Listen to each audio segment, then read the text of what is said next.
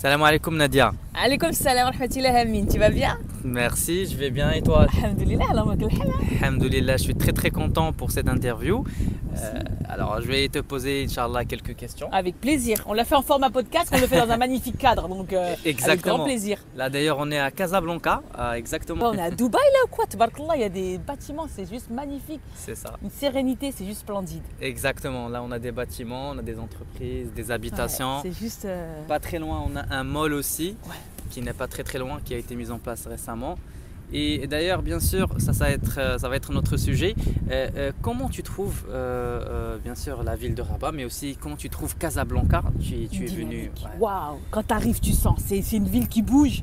Rabat, c'est une ville qui est très calme. Donc c'est vrai, dans mon cadre, moi, famille, comme je voyage beaucoup, donc c'est le bon compromis. Par contre, quand tu arrives à Casa, ça bouge. Tu vois que c'est une ville où il y a c'est la ville du business. C'est vrai. C'est la ville du business. C'est vrai que c'est assez dynamique, ça bouge beaucoup. C'est très dynamique, ouais. Masha'Allah, tabarakallah, c'est très dynamique, ça bouge beaucoup. Et par rapport à Rabat, si tu fais un petit comparatif, toi qui as bien sûr vécu pendant un certain moment, là, plusieurs mois, un comparatif entre les deux villes, qu'est-ce qui diffère en fait entre les deux villes par exemple? On en revient justement au côté business. Ce qui va différer, après, ça va être propre à chacun. Moi, je sais que je suis quelqu'un qui a besoin de sérénité, de sakina, de paix. Là, on retrouve la verdure. La différence va être, moi, je pense que Rabat va être vraiment le côté apaisant. Et Casa va être vraiment le côté business. Business. Ouais, ça va être complètement différent. Mais c'est propre à chacun. Parce ça. Que je sais que toi, tu es Would d'Arveda, donc je pourrais Kazaoui. Kazaoui, je pourrais pas le contredire.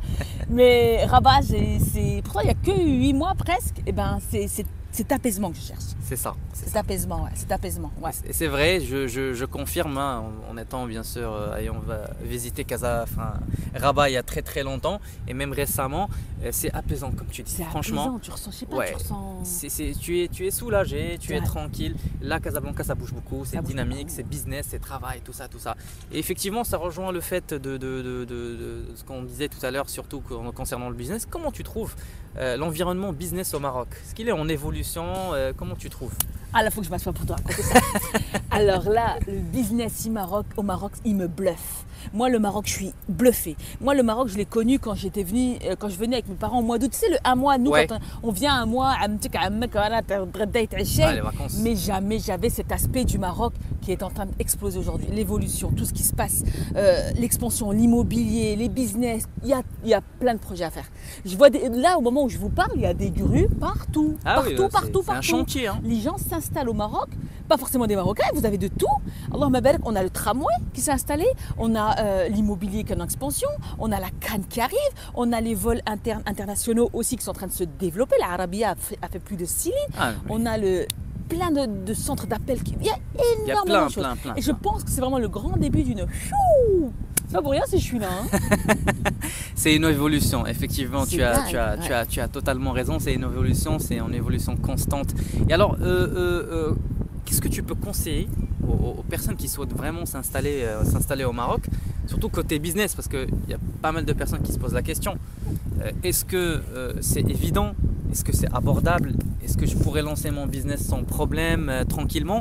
Ou est-ce qu'il y aura forcément des difficultés qui vont empêcher ces personnes-là? Il y aura des difficultés tout le temps. Attendez, je vais comme ça. Il y aura des difficultés tout le temps. Que vous soyez en France, au Maroc, en Espagne, à Dubaï, il y en aura toujours. Mais ça, c'est l'entrepreneur, c'est le mindset. C'est ça qui va vous faire dépasser justement cette difficulté. Et pour moi, dans la vie, il n'y a pas d'échec, il y a que justement on apprend et on grandit. Et pour en venir au Maroc, il y a… si vous voulez, en fait, il va falloir vouloir quelque chose, un pourquoi qui est très fort, savoir ce que vous voulez pour l'atteindre. Et quand on veut, on se donne les moyens. On ne cherche pas les excuses, on cherche les solutions. C'est ça. Et moi, je pense et je suis persuadée et convaincue que si ce n'est pas maintenant, ça sera peut-être plus tard, mais ça sera peut-être trop tard.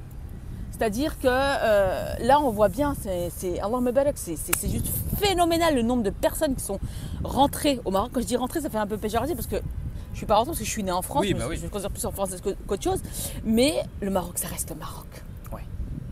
Et moi, cette expansion, je voulais être là, au moment-là. Pourtant, j'ai mes parents en France, mes frères et sœurs en France, tout le monde est en France.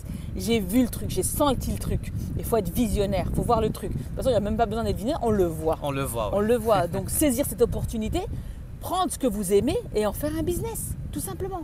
Quelle est l'intention? Pourquoi je le fais? Dans quel but je le fais? Qu'est-ce que je vais apporter? Et en plus de ça, si je peux l'apporter au peuple marocain, Ça c'est encore un vrai bonus quoi. De ouf. C'est de impeccable. Et alors, du coup, en parlant de business, tu as, masha'Allah, bien sûr, évolué en fonction de tes business récemment que tu as mis en place, surtout la communauté, bien sûr, qui a été développée sur Instagram. Quel est le conseil numéro 1 que tu peux leur donner pour lancer un business, par exemple? D'une manière générale, qu'est-ce qu'il faut avoir comme attitude? Pourquoi je le fais, dans quel but je le fais, et toujours tout ce que je le fais avec l'authenticité. Soyez toujours vous-même. Je sais que quand on fait un business, on le fait avant tout pour l'argent. Parce que l'argent, c'est le nerf de la guerre et qu'on en a besoin et c'est normal. Mais la subsistance, c'est Rabbi subhanahu wa ta'ala. Votre part de gâteau, elle est écrite, elle est là. Il faut juste aller la chercher. Elle attend que vous venez la chercher. C'est Rabbi subhanahu wa ta'ala qui vous l'a décrété depuis que vous êtes dans le ventre de votre mère. Maintenant, quand vous allez lancer un business, faites un business qui est en rapport avec vos valeurs. Ne faites pas un business uniquement pour être focus argent. J'ai eu une expérience il n'y a pas longtemps. J'ai travaillé avec 2 personnes et on n'avait pas les mêmes valeurs. Ça ne fait pas d'elles des mauvaises personnes. C'est qu'on n'avait pas du tout les mêmes valeurs. Et moi, je sais que tout ce que je fais, j'ai toujours tout fait avec l'authenticité, avec le cœur, avec voilà, dans le but d'aider derrière la Oumma. Exactement. Mais quand la valeur là n'est pas mise en application, et des fois, on dit tout le temps, au bout d'un moment, vous ressentez une pression. J'ai ressenti une pression. Et là, ça m'a bloqué complètement. J'ai pas réussi à avancer. Donc vraiment, la règle numéro 1, le conseil le plus fort à mes yeux, faites toujours tout avec le cœur. Pourquoi je le fais? Dans quel but? Quelle est mon intention de le faire? Et ça, vous allez voir qu'après, Rabbi subhanahu wa ta'ala va vous ouvrir des portes et va vous faciliter et il va vous donner l'abondance. Parce que nous, on a grandi à avoir un employé, être employé chez un employeur, à faire ce que dit l'employeur, à faire en fonction de ses valeurs. Donc au fur et à mesure, on s'est éteint. On ne sait pas exprimer et on ne peut pas s'exprimer. Je ne me vois pas dire demain à ton patron ouais, non, mais attends, c'est l'heure de la salat, j'arrête, je vais saler. Non, mais attends, là, c'est le ramadan, je décale mes horaires. Mais non, ce n'est pas tes valeurs, ce n'est pas ses valeurs. Ça ne fait pas de lui une mauvaise personne. C'est juste qu'on n'est pas sur la même longueur d'onde. Donc, travaillez avec vos valeurs, c'est important. Exactement, c'est très important. Masha'Allah, tu as vraiment tout dit, tu as tout résumé. Surtout quand ce n'est pas les mêmes valeurs, ça crée forcément, ça coince. Ça crée, il y a beaucoup de personnes, tu sais, au bout d'un moment, ils font avec les valeurs de l'autre, ils acceptent parce qu'ils veulent le salaire à la fin du mois. Et je comprends, je ne suis pas dans le jugement. Mais au bout d'un moment, posez-vous une question, quoi. Pourquoi je suis créé? Pourquoi je suis là? Pour écouter ce qu'il veut lui ou pour écouter ce que je veux moi? C'est ça. Et quand moi j'ai eu ce déclic, pourtant il n'y a pas si longtemps ça. J'ai eu ce déclic quand j'ai subi une injustice et quand on m'a... Voilà, je vais pas revenir là-dessus. Mais en fait, c'est un khair. Allah sait ce qu'on ne sait pas. Exactement. Et des fois, il vous montre un chemin, il te dit hey, stop, arrête-toi Nadia, c'est pas là le chemin, il est là. Prends tes valeurs, pourquoi tu écoutes ces valeurs? Mais il a fallu que je passe par quelque chose, des épreuves, il fallait que je tombe plus bas. C'est pour ça qu'aujourd'hui, ma force, c'est de dire aux gens n'attendez pas de tomber, de subir une injustice ou d'être blessé ou d'être trahi ou d'avoir de la peur ou de la haine pour vous réveiller, pour vous révéler. C'est ça, il faut passer surtout à l'action, c'est ça le plus important. Alors, bras, pas de chocolat. Exactement. En parlant aussi de business du coup et de ces alentours de business, qu'est-ce que tu penses du business de l'e-commerce? C'est l'avenir. Mais c'est l'avenir. Moi, je l'ai découvert encore plus avec toi, Amine. Oui. Parce que justement, aujourd'hui, le business, le travail, c'est avoir une boutique, être présent de 8h à 18h, faire de la logistique, faire des relances clients, faire des mails, faire tout ça. C'est terminé en fait. Vous savez, la période du Covid a changé le monde. C'est vrai. Moi, je passais mon temps pendant le Covid à faire des gâteaux et à faire des défis ménage. Les gens, ils ont compris. Ils se sont dit, attends, le monde est en train de changer là. Il faut qu'on se forme. C'est pas que là, c'est tout à ton honneur, parce que toi, tu t'es formé énormément. Exact. Et d'ailleurs, tu partages son savoir et ce que tu m'as partagé, je t'en suis reconnaissante. Et je me dis, mais Nadia, réveille-toi là, zaza-toi un petit peu. Parce que l'e-commerce, c'est vraiment l'avenir. Vraiment, tout. Oui. Travailler de là où vous voulez, quand vous voulez, avec une connexion Internet. Que vous soyez à Shanghai, à Thaïlande, au Maroc, à Khréga, où vous voulez, c'est ça la vie. C'est ça le vrai business. Exactement, il faut la vivre et ne pas la subir quand tu dis. Tout le temps. C'est ça. Elle est faite pour être vécue, pas pour la subir. Quoi. Exactement, et il n'y a pas de hasard, il n'y a que des rendez-vous. C'est ça. Voilà, comme toi et moi, ce qu'on a pu collaborer ensemble, c'est pas un hasard. Ah bah, c'est pas un hasard. Tu as une grande compétence, Allahumma barak. Quand tu m'as dit tout ce que tu savais faire, je dis waouh, c'est lui qu'il me faut. Alhamdoulilah. C'est ça.